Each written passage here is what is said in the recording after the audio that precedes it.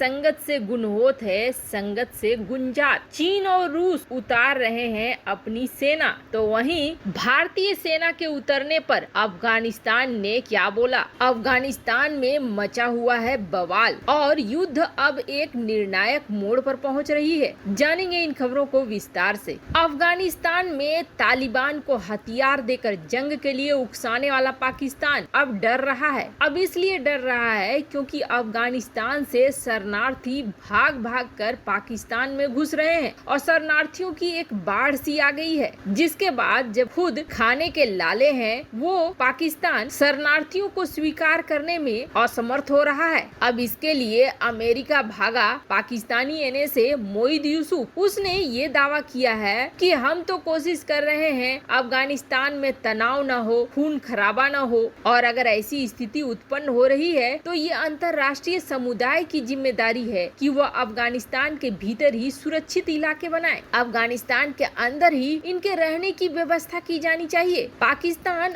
और ज्यादा शरणार्थियों को नहीं ले सकता है। आपको बता दें, एनएसए के साथ साथ पाकिस्तान की खुफिया एजेंसी इंटर सर्विसेज इंटेलिजेंस यानी कि आईएसआई के डायरेक्टर फैज हमीद भी पहुंचे थे अमेरिका। अब अफगानिस्तान में मदद भी कर रहा है पाकिस्तान तालिबान को, और जो शरणार्थी भाग रहे हैं उससे डर भी लग रहा है। पाकिस्तान तो यहाँ तक कह रहा है कि तालिबान के ऊपर हमारा कोई प्रभाव नहीं है। अगर हमारा प्रभाव रहता तो 1990 में बामियान में बुद्ध प्रतिमा को तोड़ दिया था तालिबान ने, हम वैसा करने से रोक देते और कम से कम अपने यहाँ जो तहरीके तालिबान है उसको पाकिस्तान से बाहर करने के लिए राजी तो कर लेते। हमारी तो सुनता ही नहीं है तालिबान। खैर, ये भी बहुत बड़ी सच्चाई है कि तालिबान को मुहैया करा रहा है हथियार पाकिस्तान, और अब उसी मुश्किलों से घिर भी रहा है क्योंकि तालिबान धीरे धीरे भस्मासुर बन रहा है पाकिस्तान के लिए भी। सेंट्रल एशिया में तालिबान किसी के लिए भी सही नहीं है। चीन की भी स्थिति ये है कि चीन तालिबान को एक तरफ प्रॉफिट के लिए देख रहा है तो दूसरी तरफ उसे ये भी डर लग रहा है कि उसके प्रांत में भी समस्याएं खड़ी हो जाएंगी। पर इन सब के बीच में रूस और चीन की नजर अब अफगानिस्तान पर हो गई है और रूस और चीन की सेना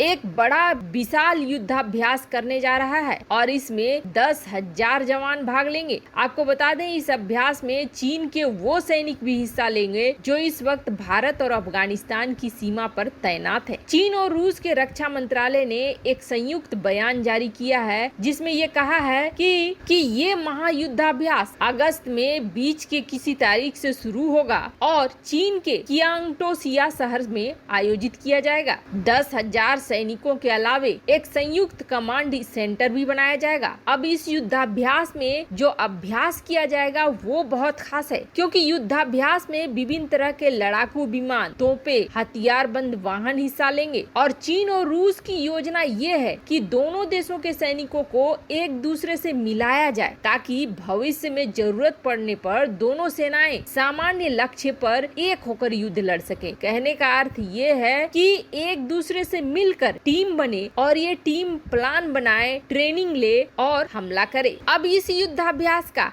राजनीतिक और रणनीतिक दोनों ही मायने हैं। ये अभ्यास ऐसे समय पे हो रहा है जब अमेरिकी सैनिक पूरी तरीके से अफगानिस्तान से हट रहे हैं। इसका मतलब ये हो गया कि अफगानिस्तान में बदलते हालात पर रूस और चीन साथ आ गए हैं और रूस और चीन की अब सैन्य भागीदारी बढ़ रही है इस तरह के अभ्यास से। और खास बात आपको बता दें, रूस ने अफगानिस्तान तालिबान वाले मामले में जहां भारत को सीधे सीधे ना कह दिया और भारत के साथ किसी भी सैन्य गठबंधन को लेकर इनकार कर दिया, तो वहीं चीन के साथ ये युद्धाभ्यास बहुत मायने कर रहा है। चीन और रूस का ये युद्धाभ्यास खास तौर पर अफगानिस्तान को लेकर हो रहा है ऐसा माना जा रहा है। लेकिन क्या अफगानिस्तान में भारत की सेना भी उतरेगी? इस वक्त हेरात शहर में हो रही है अफगानिस्तान में लड़ाई और तालिबान इस शहर को कब्जाने के लिए अपना सब कुछ दांव पे लगा चुका है। अब अब इसका अंदाजा आप ऐसे लगाइए कि हेरात शहर पर तालिबान ने पिछले एक सप्ताह में 4 बार चढ़ाई कर दी। अब हेरात में अफगान सेना का कंट्रोल भी है और अफगान सेना हावी पड़ रही है तालिबानियों के ऊपर, पर फिर भी तालिबानी फिर हेरात शहर पहुंच चुके हैं। अब यहाँ पर निर्णायक लड़ाई हो रही है। यहाँ पर अफगानिस्तान सेना को तालिबानियों को पीछे ढकेलना बेहद जरूरी है, ऐसा रणनीतिक रूप से भी और अफगानिस्तान की सेना के मनोबल को बढ़ाने के लिए भी। वैसे आपको बता दें, हेरात शहर इतना महत्वपूर्ण है कि दोनों में से किसी एक का कब्जा दूसरे की बहुत बड़ी हार होगी। अब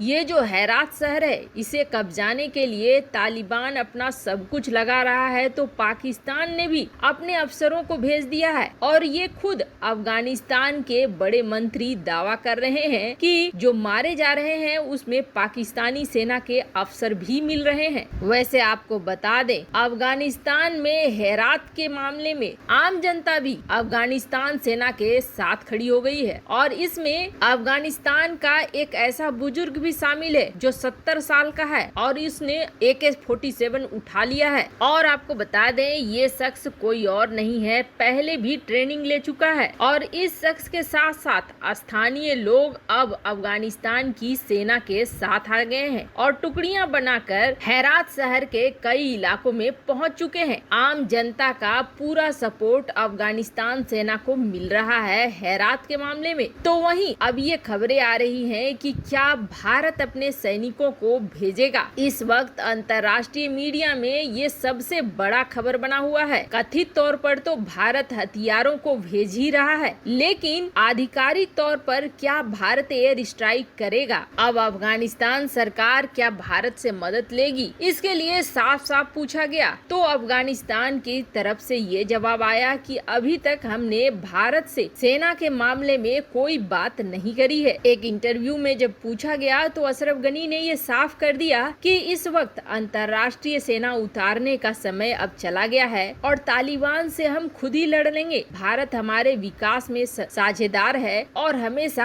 आगे भी साझेदार रहेगा। इतना तो तय हो गया कि अफगानिस्तान सरकार अब अकेले तालिबान से लड़ने के मूड में है, बस उसे चाहिए मदद हथियारों की और रसद की। अब इसके बारे में भी अफगानिस्तान के जो राजदूत हैं, उन्होंने साफ कर दिया। ANI को दिए इंटरव्यू में उन्होंने कहा कि अभी हम लोग कोई ऐसी बात नहीं कर रहे हैं, लेकिन हमें जब भी जरूरत होगी हम भारत से मांग लेंगे सहायता को। वैसे कुछ खेल पर्दे के पीछे भी खेले जाते हैं, आधिकारिक तौर पर सामने न हो, पर कुछ मदद पीछे से भी पहुंचाई जा सकती है। वैसे जिस तरीके से रूस और चीन इस क्षेत्र में अब अपना दबदबा बनाना चाहते हैं, उसे देखकर ये लग रहा है जैसे सेंट्रल एशिया में अब अफगानिस्तान पर रूस और चीन अपना प्रभुत्व जमाना चाह रहे हैं। ऐसे में क्या आपको लगता है कि अफगानिस्तान मामले में भारत की एंट्री सही है? कमेंट कर अपनी राय जरूर बताएं। जल्द मिलते हैं अगले वीडियो में नई खबर के साथ।